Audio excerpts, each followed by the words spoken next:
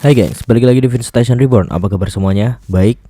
Kita benar-benar masih menantikan keberangkatan Mbak Mega ke Turki setelah sibuk melaksanakan upacara pernikahan. Yang kita harapkan gak muluk-muluk kok sebenarnya. Mega bisa betah, cepat adaptasi, dan akrab sama teman-temannya aja udah cukup. Karena hal itu juga udah berdampak besar untuk permainannya Mega sendiri nanti. Skill udah oke nih, tapi kalau nggak kerasan, ia bakalan down karena homesick kayak awal-awal Mega di Red Sparks dulu. Tapi ada satu hal lagi yang ngebuat agak bingung. Karena selain Mega, ada opposite lain yang gak kalah hebat. Dia adalah Deniz Emirli, pemain yang digadang-gadang menjadi masa depan Turki. Oke lah, sebelum ke info lengkapnya, mari kita mulai. Ketika Megawati Hangestri alias si Megatron resmi diumumkan sebagai pemain baru Manisa BBSK, nama Indonesia langsung meledak di dunia voli Turki. Enggak seluruhnya, tapi khususnya di publik Manisa. Tapi siapa sangka di balik transfer bersejarah ini Megawati justru harus menghadapi pertarungan terberat. Bukan hanya melawan rival tim lain, tapi juga rekan setimnya sendiri, Deniz Emirli. Inilah duel nyata di balik ruang ganti Manisa BBSK, tim promosi ambisius yang membidik kasta tertinggi Sultan Larligi. Kalau kita berkaca dari kontrak dan target Manisa BBSK bukan klub sembarangan.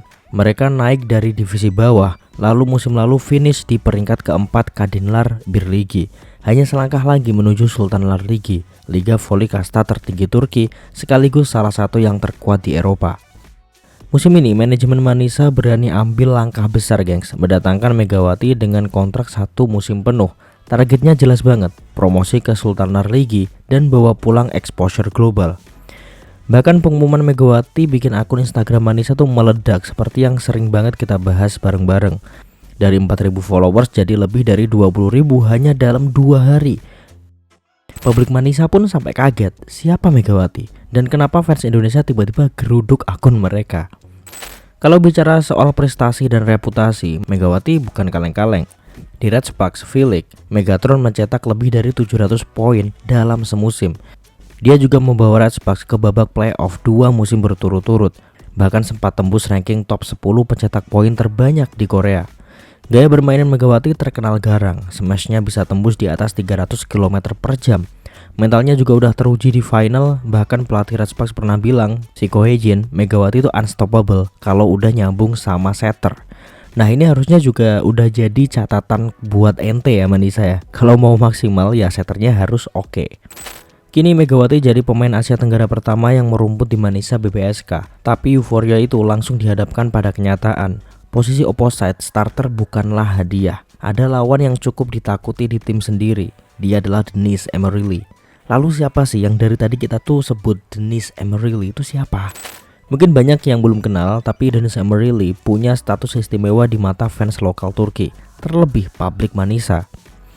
Pertama, Deniz tuh masih muda, usianya sekitar 22 sampai 23 tahunan lah. Tingginya juga cukup menjulang, yakni 187 cm. Masuk rata-rata pemain di sana sih. Dia juga pernah dipanggil timnas Turki U23 beberapa kali. Dan terlebih gaya mainnya agresif di blok dan piawai mematahkan smash lawan. Musim lalu aja nih, Deniz jadi pencetak poin terbanyak kedua di tim. Fans Turki pun udah sayang banget sama dia. Ibaratnya si Deniz ini adalah putri daerah yang diharapkan tetap jadi starter di tim. Dan faktanya posisi opposite tim Manisa cuma 1. Artinya mau gak mau Megawati harus rebut posisi ini dari Deniz lewat performa. Cuma Mimin dengar-dengar Mega bakalan jadi outside hitter. Sedangkan outside hitter udah ada si Tanja Grober. Nah lo gimana coba? Cuma ya kalau Mega bisa membuktikan diri, harusnya Manisa melakukan pilihan paling realistis lah ya. Targetnya kan lolos ke Sultan Larligi nih, jadi semoga tidak etnosentris mereka. Karena tentunya akan ada ekspektasi publik. Mungkin akan ada yang berstatement terang-terangan kalau Megawati nggak lebih bagus dari Deniz yang harus main. Dan ini wajar, karena mereka juga belum terlalu mengenal Mega atau bahkan melihat performa Mega secara langsung. Dan tentunya mereka akan membanggakan Akamsi. Tapi semoga mereka tertampar kenyataan nanti sih. Di sisi lain, Volley Indonesia tuh rame banget di Instagram Manisa. Tiap postingan ribuan komentar dukungan banjiri Megawati. Bagi fans Indonesia, Megatron harus jadi starter dan buktiin smash kerasnya di Eropa. Menariknya pelatih Manisa justru santai banget dengan statement ini gengs. Mereka bilang ya, kami nggak peduli popularitas, yang kami lihat cuma performa. Dan ini poin yang sangat bagus, karena yang paling dibutuhkan tim adalah performa itu sendiri. Itu kan awal olahraga diciptakan. Kalau Megawati tampil luar biasa, dia akan jadi starter. Kalau adaptasi lambat ya bisa aja Dennis kembali ke line up utama. Kalau kita lihat secara analisa nih, kira-kira siapa yang layak jadi starter? Secara angka Megawati memang lebih kaya jam terbang. Main di Korea yang mana adalah Liga Asia ranking kedua, ketemu lawan-lawan asing yang tangguh, smash poinnya konsisten, secara mental pun dia terbiasa main di laga-laga krusial. Tapi jangan lupa, adaptasi di Turki bukanlah hal yang sepele. Bahasanya beda, gaya main lebih keras, di block pattern khususnya, dan rotasi back attack lebih sering. Chemistry sama setter tuh beneran jadi kunci gengs. Sementara Dennis punya keunggulan, sudah paham pola main pelatih, ngerti gaya main tim, dan fans lokal juga pasti ngedukung penuh. Jadi duel ini bukan sekedar skill, tapi juga soal siapa yang lebih cepat menyesuaikan diri dengan sistem Manisa. Jika Mega jadi starter, apa dampak besar bagi klub? Kalau Megawati jadi starter tetap, branding Manisa bisa makin melejit. Satu, ya kita nggak usah munafik lah, kalau Mega nggak jadi starter, emang orang kita masih mau nonton? Mimin yakin mereka bakalan skip sih. Yang ngapain juga ya jauh-jauh kalau nggak jadi starter. Kalau Mega awet jadi starter, engagement fan Indonesia akan bertahan. Sponsor masuk, promosi Kesultanan Ligi pun juga makin dekat. Sebaliknya, kalau performa Mega di bawah ekspektasi, kursi opposite akan balik ke Dennis. Tapi resiko terbesarnya, fans Indonesia bisa kecewa seperti yang Mimin bilang tadi. Engagement digital juga bisa sangat anjlok. Dari sisi strategi, Coach Manisa harus pinter.